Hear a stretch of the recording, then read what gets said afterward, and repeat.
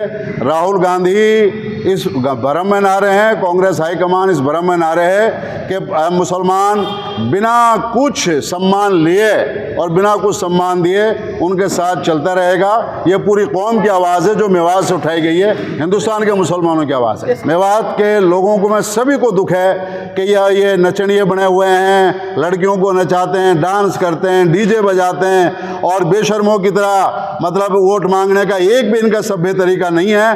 Sir, आज मेवात जन अधिकार कॉन्फ्रेंस के अंदर की गई है, काफ़ी उलेमा एकत्रित हुए हैं, तो इसके माध्यम से क्या संदेश आप देना चाहते हैं? देखिए, हमने दो संदेश दिए हैं।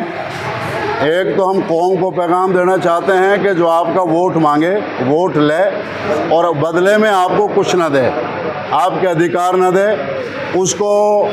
उसको सबक सिखाओ और उसे अपने अधिकार के मुतालबा करो।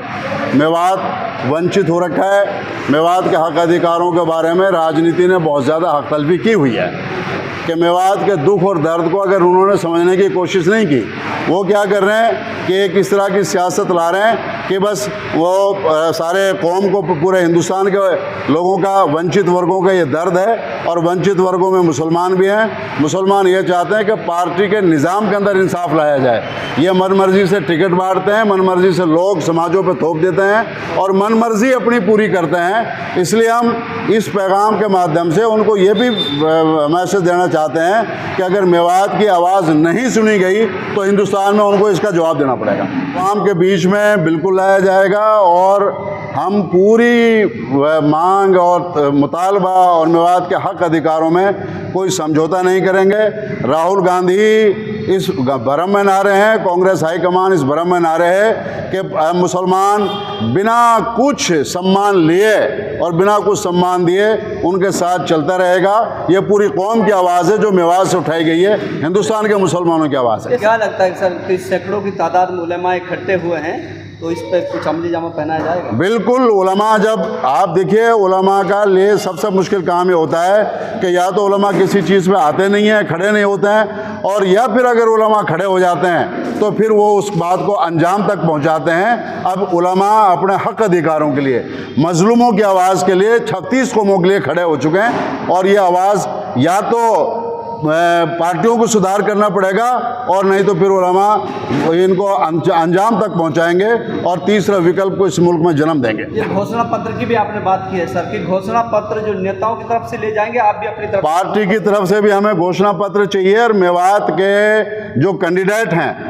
उनसे भी हमें घोषणा पत्र चाहिए, क्योंकि मेवात के मामले डबल है। यहाँ पे सिर्फ पार्टी ही नाइंसाफ़ी नहीं कर रही, यहाँ जिस आदमी को मुख्यमंत्री का चेहरा डिक्लेयर किया गया वो भी नाइंसाफ़ी के ऊपर खड़ा हुआ आदमी है, और यहाँ जिन लोगों को टिकट दिया जा रहा है वो भी यहाँ बल्कि सबसे ज़्यादा नुकसानदायक लोग हैं। तो हमारा मुतालबा तीनों से है कि पार्टी हरियाणा प्रदेश से भी और ऑल इंडिया से भी और यहाँ के नुमाइंदों से भी कि वो होश के नाखून लें और कौम के इग्नोर ना करें, कौम को नकारें नहीं।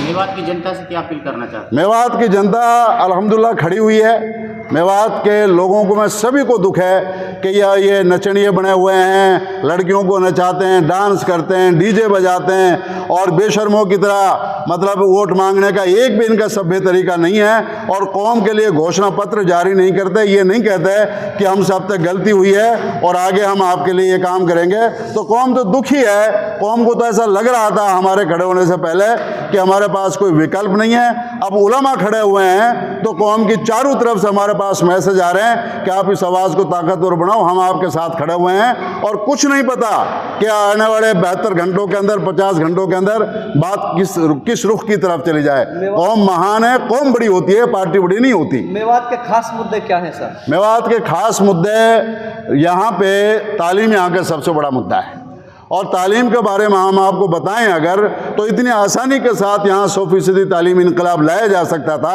और लाया जा सकता है, मगर तालीम के मामले में इन लोगों की शून्य सोच है। आर्थिक रोजगार का मामला हमारा सबसे बड़ा मुद्दा है और इसी तरह सामाजिक न्याय हमारा सबसे बड़ा मुद्दा है। ये तीन बड़े मुद्दे हैं हमारे। हम मेवात के अंदर जो भी हिंदू मुसलमान और जो भी लोग यहाँ पे हैं, हम सब के लिए रोज़गार चाहते हैं, सबके लिए तालीम चाहते हैं। उलमा की सोच छोटी सोच नहीं है, उलमा सब के लिए हैं, 36 कौम के लिए, इस मुल्क के लिए, इस इलाके मेवात के लिए।